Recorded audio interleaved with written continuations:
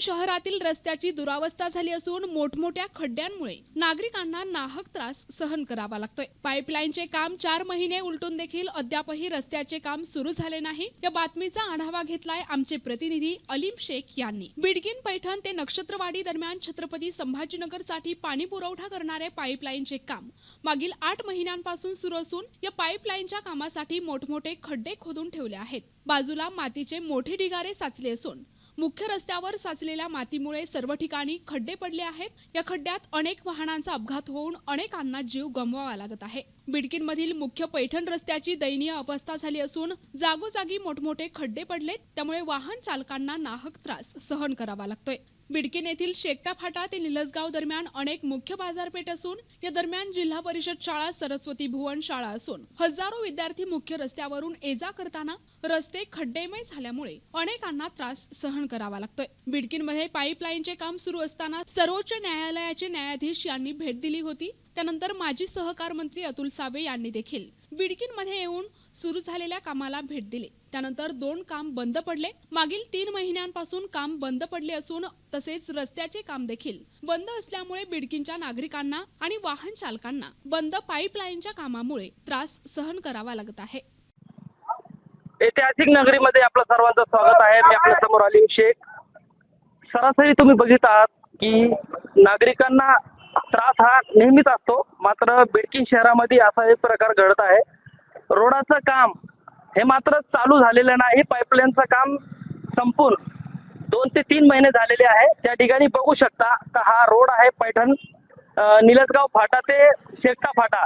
या ठिकाणी स्थानिक नागरिकांना हा खूप चालत आलेला रस्ता आहे, त्यांना जाण्याचा मार्ग हाच आहे। शेकट्याला जर जायचं असलं, ज्या ठिकाणी छोटे मोठे गाव असतात त्या ठिकाणी नागरिकांना बाजार हा पैठण तालुक्यातील बावनखेडाचा बाजार हा बिडकीन शहर मानला जातो, मात्र त्या ठिकाणी लाखो पासून लोकसंख्या असते या ठिकाणी।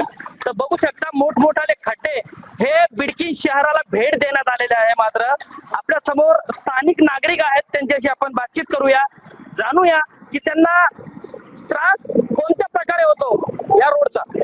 आपल्या समोर बिडकीन शहराचे ज्येष्ठ नागरिक आहेत। सर, काय सांगाल, हे खड्डे बिडकीन शहराला खूप एक मोठी भेट देण्यात आलेली आहे, काय सांगाल? पाईपलाईनचं काम हा 3 महिने पहिले झालेलं आहे, 3-4 महिने झाले, तरी सुद्धा रोडाचं काम अद्यापही सुरू नाही। या खड्ड्यामुळं सर्वसाधारण नागरिक, व्यापारी वर्ग आणि सर्वांनाच त्याचा खूप त्रास आहे। आणि पुणे ते विदर्भ हा हायवे या बाजूला केल्यामुळं जड वाहनं सुद्धा या रोडने खूप जड वाहनाची वर्दळ असते। निलसगाव फाटा ते शेकटा फाटा या रोडवरील 2 ते 3 शाळा आहेत, जिल्हा परिषद शाळा आहेत, मात्र एसबी शाळा आहेत। हे जे विद्यार्थी आहेत त्यांना पण खूप त्रास होत आहे। त्या ठिकाणी जायला त्याला रोडचा रस्ता नसल्यामुळे गाड्यांना सुद्धा जागा नाही, रोडांची हालत सुधारलेली नाही। मात्र त्या ठिकाणी काय सांगाल साहेब तुम्ही, बिडकीन एक मोठं शहर आहे, त्या ठिकाणी हा त्रास खूप मोठा आहे, मुलांना खूप त्रास आहे। कारण जिल्हा परिषद शाळा, कृष्णापूर जिल्हा परिषद शाळा, या शाळेंना मुलांना जर जायचं असेल तर गावातून त्यांना रोड क्रॉस करून जावं लागतं आणि वाहनाची वर्दळ जास्त असल्यामुळं 15-15 मिनिटं त्यांना सारखं म्हणजे वेट करावं लागतं।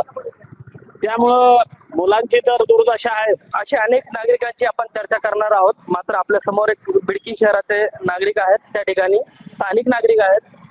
भैया, या रोडाचं काम तासागतीनं चालू आहे, स्थिर गतीनं चालू आहे। त्या ठिकाणी कॉन्ट्रॅक्टदाराला 6 लाख रुपये पर डे हा सर्वोच्च न्यायालयाने दंड ठोठावला होता, मात्र त्या ठिकाणी आता त्याला कालावधी देण्यात आलेला आहे। 6 महिने झाले पाईपलाईनचं, 5-6 महिने झाले काम पाईपलाईनचं काम कंप्लीट जाऊन रोडाचं काम अद्यापही सुरू नाही। काय सांगाल, खड्डे बिड्डे धूळ हे लोकांना मोठा त्रास येते त्यात, काय सांगाल? आतापर्यंत आपण रस्त्यानं चाललो होतो, एखादा पेशंट असलं ते मरू शकतो, कारण की ना रोडची अशी अवस्था झालेली की आम्ही पाहतोय आमच्या गाड्या स्वतःच्या ऍक्सिडेंट झाले मरणाचे, किती लोक मेले, तरी हे लोक अजून जागरूक व्हायला नाही किंवा त्याला कळून मी ते झोपीचं सोंग घेत आहे। याच्यासाठी आता आम्ही काय करत होतो, आता आम्ही उपोषण धरावं काय, असा आम्हाला प्रश्न पडतोय। प्रतिनिधी अलीम शेख, NTV न्यूज मराठी, बिडकीन, छत्रपती संभाजीनगर।